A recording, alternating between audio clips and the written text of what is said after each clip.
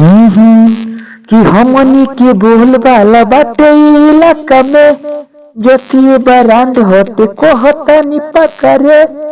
हमनी के बोल बाला बाटे इलाका में जतिये बरांड हटे कहतानी पकड़े। केहू के दल नहीं गोली यहाँ यही रानी के राज खाली चली। यहाँ यही रानी के राज खाली चली। यहाँ यही रानी के राज खाली चली।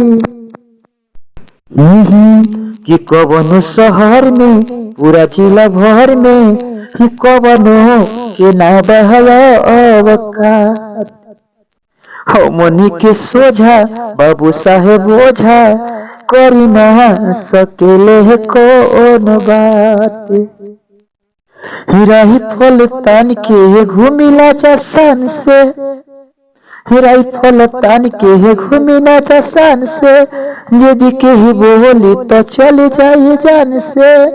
अरे केहू की बात नहीं भोली यहाँ यही रानी के राज खाली चली।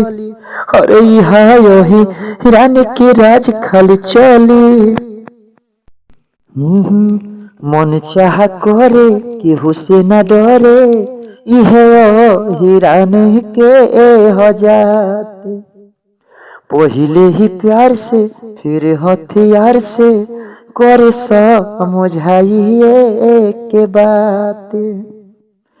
राज मुकेश और रसिया सतेंद्र करे रंगबाजी नहीं घरवा के अंदर।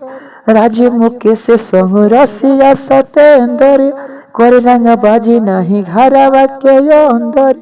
केहू के ढांचा नहीं ढोली यहाँ यही रानी के राज खाली चली। यहाँ यही रानी के राज खाली चली।